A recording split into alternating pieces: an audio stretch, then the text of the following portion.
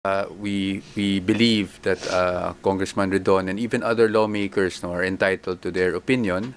Sa atin, ang pananaw lang naman po natin is wala naman po kasing sapat na ultimate facts na nailagay doon sa o nalahad doon sa mga impeachment complaints. So that is why wala naman pong dapat talaga sagutin ng ating Vice Presidente. Pero sa ganun pa man, siguro tatandaan natin, in fact, kahit hindi mag-file ng answer ang respondent o ang Vice Presidente ay deemed controverted naman yung mga issues, O ibig sabihin, wala tayong ina-admit kahit hindi mag-file ng answer. Pero sa ganun pa man, kami nakita natin na marapat na mag-file man lang ng answer para makita din naman ng respeto sa institusyon at sa proseso. Siguro gawin na lang nating two main points. Okay. Yung unang point is really on the constitutionality ng proceedings. Alright. Ang sinasabi po natin doon ay sa aming pananaw, nagkaroon ng ibang standards or double standards, ika nga, doon sa naging pagsusuri sa sufficiency in form and substance pagdating doon sa mga impeachment complaints na naihain laban sa ating Pangulo. Kung ikukumpara mo doon sa naging pagsusuri naman doon sa impeachment complaints na inihain laban sa Vice Presidente. So nakita natin, basta yun sa mga naging diskusyon, transcripts ng records, na parang iba yung naging treatment sa kanila.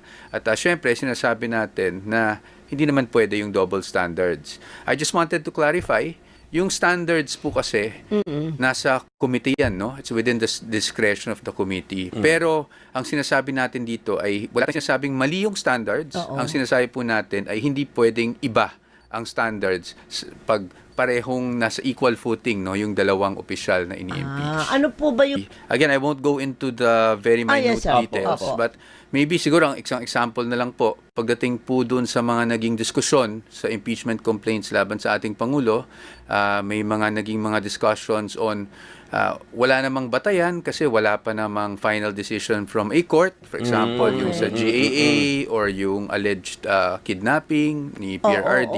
Ayoko na sana ulitin to because unfair din naman sa ating Pangulo na ulitin ko to. Pero dahil natanong nyo yung ganun. Whereas dito sa ating Vice Presidente, kahit wala pa namang final decision ng korte sa mga paratang na sinasabi nilang offenses o krimen, ay sinabi pa rin nilang sufficient in substance. So yung mga ganong example lang po ang sinasabi natin dito.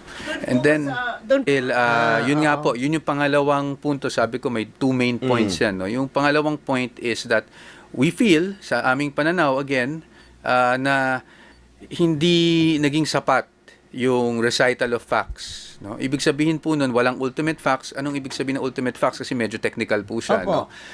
Yung recital of facts that is not sufficient to constitute the offense charge, the impeachable offense charge. So, ibig sabihin, kunwari, sinabi po natin na may taong nagnakaw, or kahit dito na, sa itong kaso na to, sabi nila, ginastos niya yung confidential funds para sa kanyang pansariling personal gain, kung ika nga.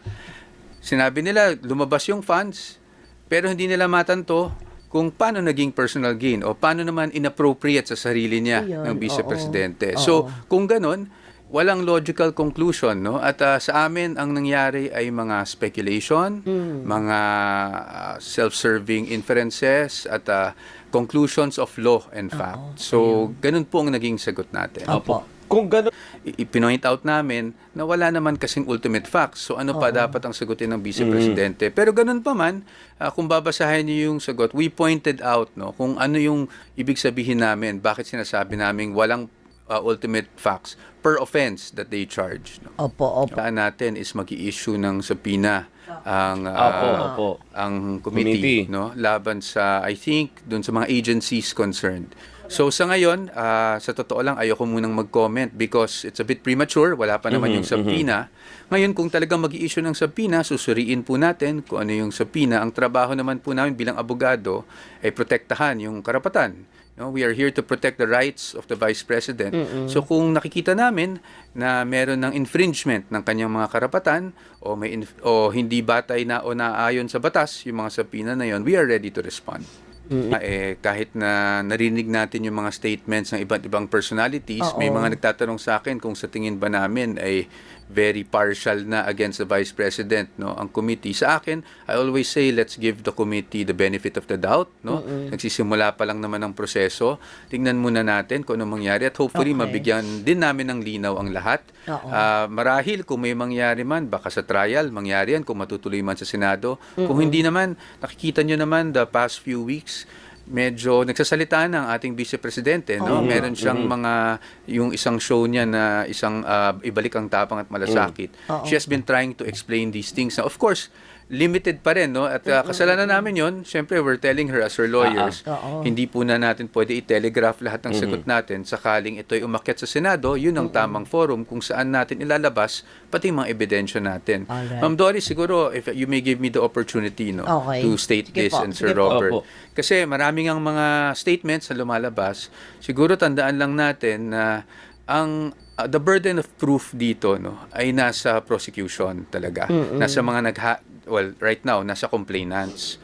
So, dapat, kasi ang practice sinasabi, hindi sumasagot ang Vice Presidente. Pero ang dapat, i-prove muna nila na may kaso sila o i-prove muna nila na talagang may probable cause para sumagot ang Vice Presidente kung sakali man, no, na talagang, kasi ngayon nga sinasabi natin, walang ultimate facts. So, paano sasagot ang Vice Presidente?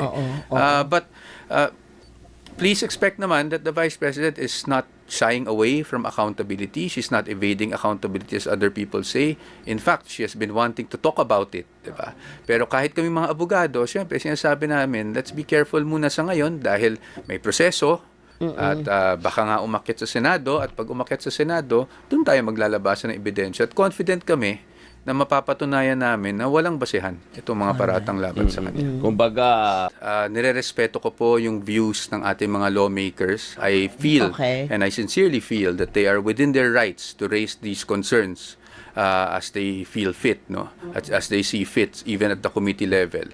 So, ito pong pagsagot ko is not to argue with them. I think it would be inappropriate for me to argue with them. Ang role ko kasi, abogado talaga ng ating Vice Presidente. No? And I have been in that role, not just for the impeachment, but even as her private counsel. So, doon sa mga sinasabing lawyer cannot be a witness. No? Again, I am not arguing with them. Inilalatag ko lang pong aking posisyon. Dahil marami na rin nagtatanong na media na hindi ko sinasagot. 4 points lang po. No? Unang-una sa lahat, merong fundamental right ang isang akusado o isang respondent in this case na pumili ng abogado na gusto niya, no, to the right to counsel of her own choosing, ika nga. Hindi pwedeng mabali 'yon.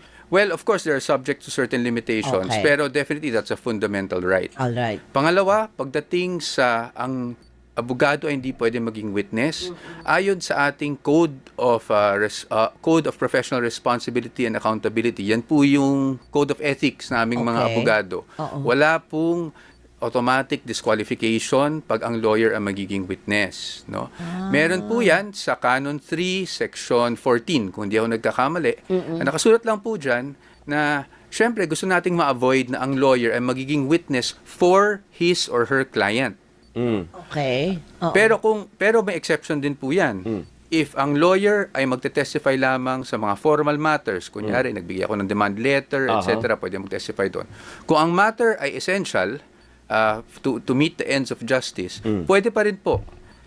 Ang kailangan lang, habang kinukuha ang testimonya ng abogado, yung abogado na 'yon will have to entrust, no, the trial to someone else, to another lawyer. So, pwede, kasi habang nagtetestimony, alam naman, tanungin niya yung sarili niya, no? Yun po, yun ang pangalawang punto natin. So, yung conflict is not really supported under our Code of Professional Responsibility and Accountability, no? Third point, I think ang lumalabas po ng mga statements ay ukol sa, baka daw mag-invoke ako ng attorney-client privilege at hindi nila ako sumagot, no? Nakikita ko naman na yung concern nila doon. Pero, kahit naman po i-reject nila ang aking appearance dito sa committee level, hindi naman po nangangahulugan na hindi na ako abogado ng ating Vice Presidente. So that the rejection of my entry does not negate the attorney-client relationship that I have with the Vice President. And therefore, it also does not negate the attorney-client privilege. But having said that, and I think this is most important, ma'am, sir, nakita nyo naman, nung 2024, ako ay pinatawag sa Committee on Good Government and Public Tama. Accountability. Oo. At nag-attend po ako ng lahat ng hearings, hindi po ako umabsent doon. Hindi po ako umabot sa sabina, no, kahit imbitasyon, dumalo po ako. Sinagot ko po lahat ng tanong nila at hindi po ako nag-invoke ng attorney-client privilege. Even if at that time I was already private counsel to the Vice President. Kasi wala na po ako sa government service noon eh. So, at that time, wala po ako in-invoke. Bakit po? I never saw the need to invoke. Kasi pag tinatanong naman ako, it's based on my personal knowledge. Factual lang po yun. At sinagot naman natin lahat ng tanong. In fact, I would think exhaustively nasagot ko na lahat ng tanong. At kung matanong man ako ulit ukol doon, whether sa trial o kung saan man, yan pa rin naman ang magiging sagot ko. Nang respetuhin natin syempre ang committee. Ngayon, kung ito ay magiging issue na kailangan nating iakyat, this is something that I will have to discuss with the client, the Vice President. Kasi ultimately, hindi naman po ako yan eh. Sa akin naman po, no?